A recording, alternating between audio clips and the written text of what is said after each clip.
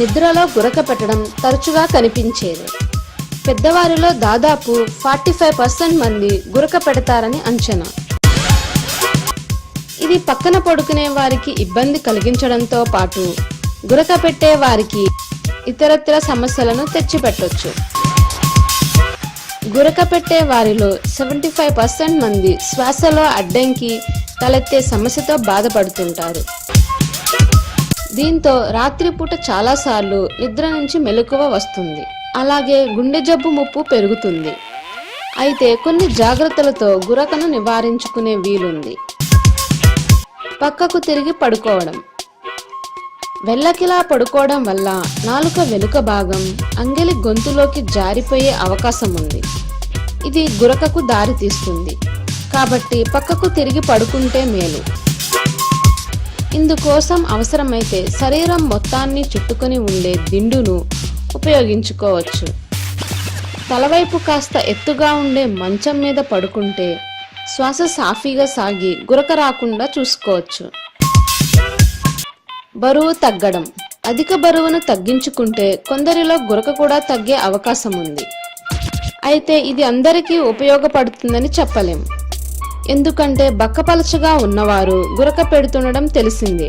ఒకవేళ బరువు పెరిగిన తరువాత గురక మొదలైతే మాత్రం బరువు తగ్గితే ప్రయోజనం ఉంటుంది. మెడ చుట్టుపక్కల కొవ్వు బాగా పెరిగిపోతే గొంతు లోపల మార్గం వ్యాసము తగ్గుతుంది. ఇది నిద్రపోతున్నప్పుడు వదిలే గురకకు దారితీస్తుంది. మద్యానికి దూరం. మద్యం మత్తు కారకాల వంటి విశ్రాంతి సమయంలో గొంతు కండరాల పటుత్వాన్ని తగ్గిస్తాయి. ఇది గురక రావడానికి కారణమవుతుంది.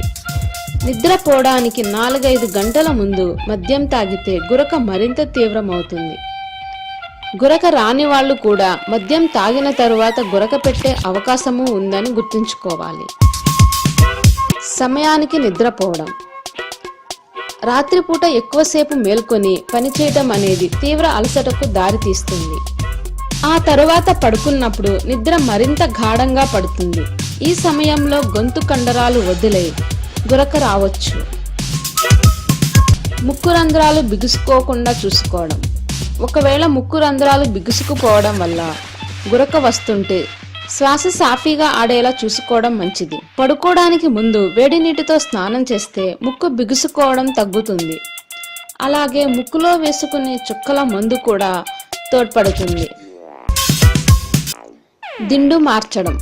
పడక గదిలో దిండ్లలోని అలర్జీ కారకాలు సైతం గురకను దోహదం చేయవచ్చు. దిండ్లలో పేరుకుపోయే తవిటి పురుగులు గొంతులో అలర్జీ ప్రతిస్పందనలను ప్రేరేపించి గురక వచ్చేలా చేస్తాయి. పగటిపూట బాగానే ఉండి రాత్రిపూట గురక వస్తుంటే ఇలాంటి కారణమేదో ఉండొచ్చని అనుమానించాలి. తరచుగా దిండ్లను శుభ్రం చేసుకోవడం, ప్రతి 6 నెలలకు దిండ్లను మార్చడం వల్ల అలర్జీ కారకాలకు దూరంగా ఉండొచ్చు. నీటి శాతం తగ్గకుండా చూసుకోవడం. ఒంట్లో నీటి శాతం తగ్గిపోతే ముక్కులోను గొంతులోని స్రవాలు చిక్కబడతాయి. ఇది గురక తీవ్రత పెరగడానికి దోహదం చేస్తుంది. కాబట్టి తగినంత నీరు, ద్రవాలు తీసుకోవడం మంచిది.